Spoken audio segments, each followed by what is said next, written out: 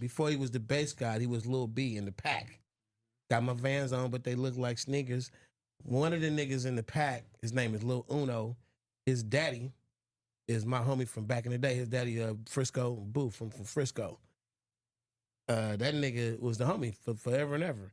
And I heard one of the Pack's mixtapes, and I really liked that shit. The nigga was our driver one day, driving us somewhere up in from Oakland up in the hills somewhere, up in fucking Humboldt County somewhere. And the nigga was playing the Pack. So he played the shit, and I was like, play that whole shit again. He played the whole shit again. I was like, who is them little niggas? He like, them little niggas from Berkeley, the little homies. So I fucking, I had the nigga set up a meeting for me to meet the Pack. And we went to a fucking, somewhere in Richmond. And these little niggas pulled up, and these niggas was like rude. It was like, yeah, nigga, I was driving my homeboy Bentley too. Like, I don't even like drive cars like that and shit. I be in a little European shit, but I just happened to be in my homeboy Bentley that day. It looked like I must have just looked like I had all the money or something. And them niggas was like, yeah, nigga, we just want to know, nigga, when we gonna get paid. I just came to meet the niggas. They was like, nigga, we want to know when we get paid. And I'm like, I was talking to these niggas, and then somewhere in the conversation, the nigga was like, nigga, we ain't the Pack, nigga. We are such and such, nigga. And before you can get to the Pack, you got to go through us and blah, blah, blah. And I'm like, all right. I'm by myself, first of all. I just came to meet the niggas because I wasn't really thinking it was finna be that kind of energy. Right. I'm like, all right, man, for sure. So I know that one of the niggas in the Pack, his daddy's my homie. I call a nigga, I say, man, your son and them on some goofy shit, man. Like, that's some disrespectful shit that just went down. And then he do his little due diligence, hit me back, say, man, that wasn't even my son, and that was some niggas from they hood that was, you know, they the little older niggas that was like, nah, nigga, you gonna come to the hood and get rappers, you gotta come through us. So long story short, the nigga Uno daddy was like, pull up to my house. And then he had the actual niggas from the Pack pull up by themselves. You know, Pops called a shot. Mm-hmm. They pull up just them four, and we fucking we chop it up a little bit. And I'm like, nigga, I don't fuck with y'all niggas, blah, blah, blah. So somewhere along the line, I think Lil B went to jail.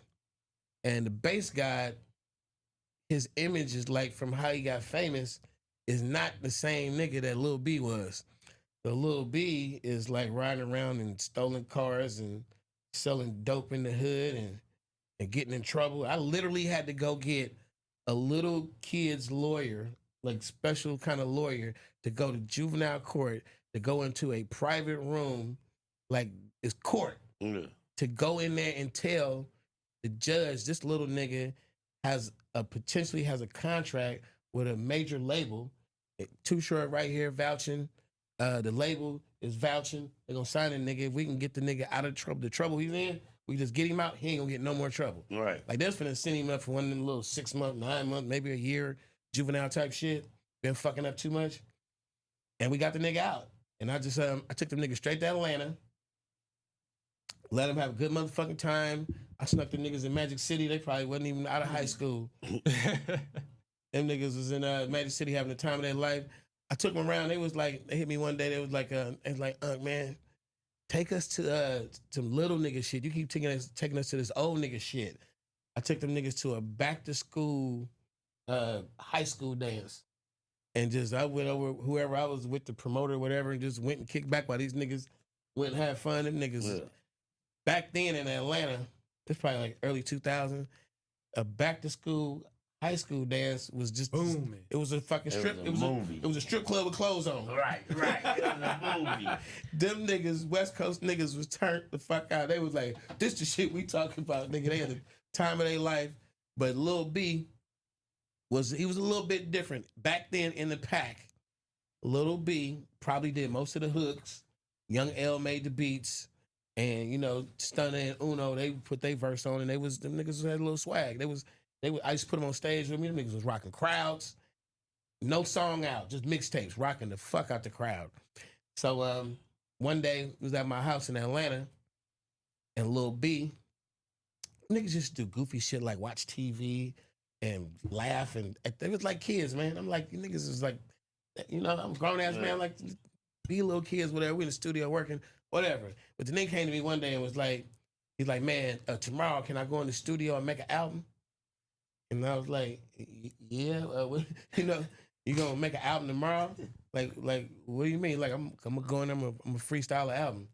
And I'm an artist. I write songs. Yeah. I did not laugh in the nigga's face, but I laughed. I done told him this shit. I laughed. I like, this nigga's retarded. Like, Yeah. this nigga, mind you, Lil B came to my house and drank all the motherfucking liquor. I didn't let him. We got mixers, shit, little bit of shit. And I'm noticing my little bar outside the studio, every bottle's there, but it's empty. And I'm like, the fuck happened to everything? This nigga drank the Kahlua. Like, shit you shouldn't even be drinking. This nigga drank everything, nigga. So I'm realizing he's a little bit different. Like, he the one that was in trouble. We had to get him out of trouble. Now he talking about he gonna freestyle an album in one day. And the nigga really went in there and I listened to it. I don't even know if he kept it or if he just left it there. But that nigga went in there and did that shit was whack as fuck. Nigga freestyled an album. Like, freestyle like 15, 16 songs in one day. And he was doing some shit that he wasn't freestyling like a skillful freestyler. He was literally just blurting off what the fuck came to his head. And he was just, that shit was whack, bro.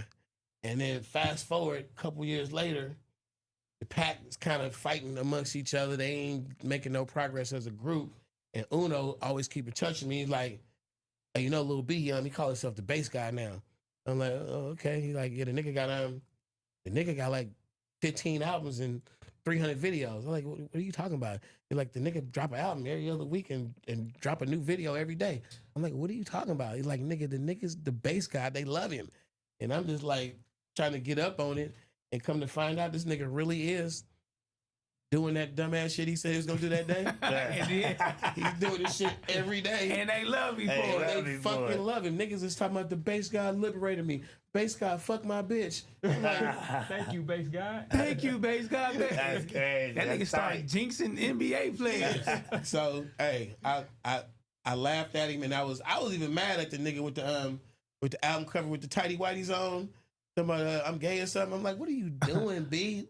But the nigga really turned the corner in hip hop, and I don't know if you want to say he on one end he unleashed a bunch of weird shit in certain people's eyes, and he but created on the other some shit. There was some people that took the shit as freedom in hip hop. Now we don't have to be in the old niggas box of you. Hip hop can only be this. You can be any fucking thing you want, and niggas is like the bass guy liberators.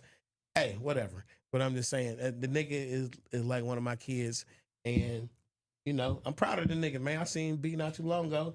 He moving a certain way. The nigga made a career out of it. So hey, he another one of them. La Russell before La Russell, a nigga who figured out how to get it.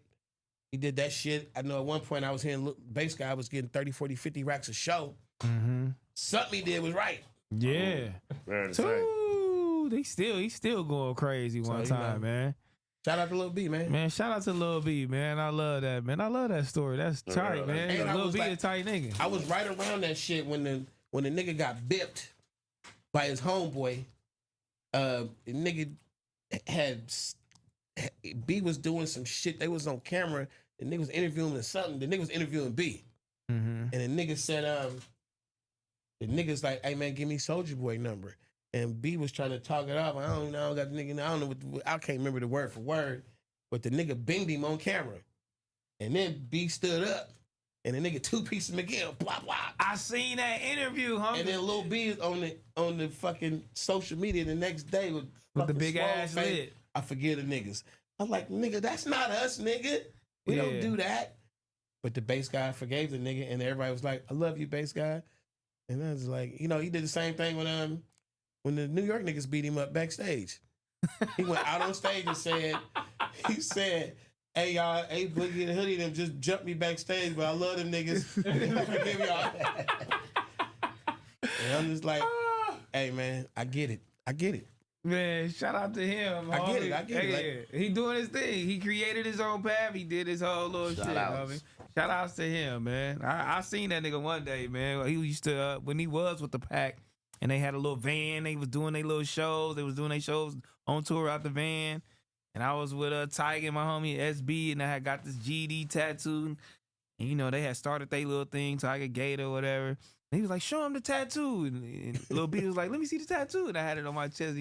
And I lifted it up, and he laughed at me like,